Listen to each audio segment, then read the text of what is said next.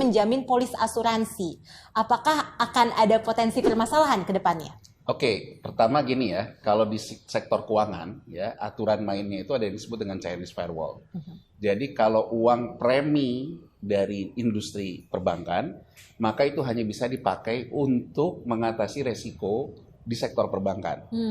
Ya, kalau uang itu diambil dari premi, jadi premi dalam artian premi resiko yang dibayarkan ke LPS ya. Kalau itu datangnya dari perusahaan asuransi, maka ketika perusahaan asuransi punya masalah, maka LPS melakukan bail-in-nya dari dana akumulasi sektor asuransi. Nggak bisa tercampur aduk. Tapi yang saya lihat dari Undang-Undang P2SK ini, kelihatannya dalam beberapa rapat KKSK, terutama dalam 10 tahun terakhir, itu ada fenomena bancassurance ya. Jadi produk asuransi, tapi yang dijualnya oleh perbankan. Ini memang bisa timbul masalah. Ketika asuransinya mulai banyak timbul problem sesuai dengan kondisi ekonomi akhir-akhir ini, terutama terkait dengan kan asuransi dia menempatkan dananya di portofolio, bisa di saham, bisa di obligasi, bisa di pasar uang. Nah, terkait dengan pembalikan arah yang besar di sektor makro di luarnya, memang banyak asuransi-asuransi ini batuk-batuk, ada juga yang gagal bayar dan sebagainya.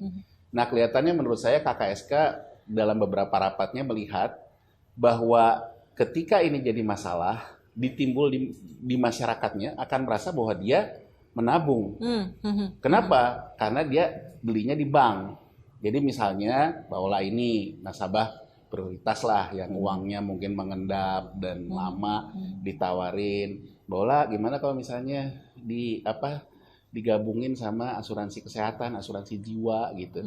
Tapi kemudian Mbak Ola menganggap ya saya menabung, bahwa itu hanya sweetenernya. Nah, saya rasa kenapa Undang-Undang P2SK ini melahirkan LPS kemudian menjamin kedua hal ini, kelihatannya ini sudah dibaca oleh pihak-pihak di KKSK akan bisa jadi gunung es yang meleleh di kemudian hari.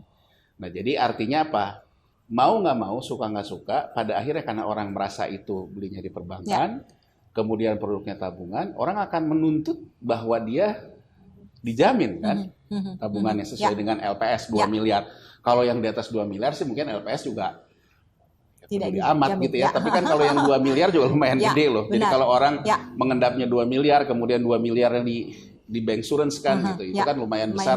Jadi kalau menurut saya kelihatannya itu yang dilihat oleh KKSK, sehingga Undang-Undang P2SK ini menambah kewenangan LPS.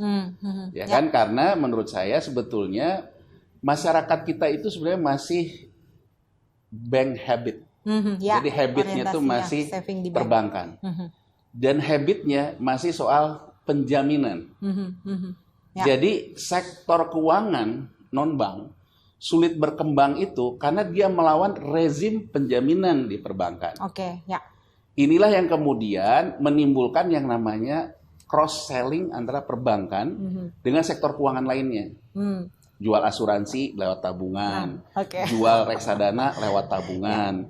Nah, ini yang menurut saya kelihatannya yang disiapkan di LPS ini. Jadi LPS ini dia sudah memperkuat yang namanya cross tadi, terutama kayaknya yang dilihat sekarang di asuransi. Jadi kalau menurut saya sih seperti itu. Dan kalau kata saya itu berpotensi juga menurunkan kepercayaan masyarakat ya, dalam artian bahwa kalau asuransinya kemudian gagal bayarnya besar, misalnya anggap aja Jiwasraya deh kemarin negatif equity-nya sampai 13 triliunan gitu kan.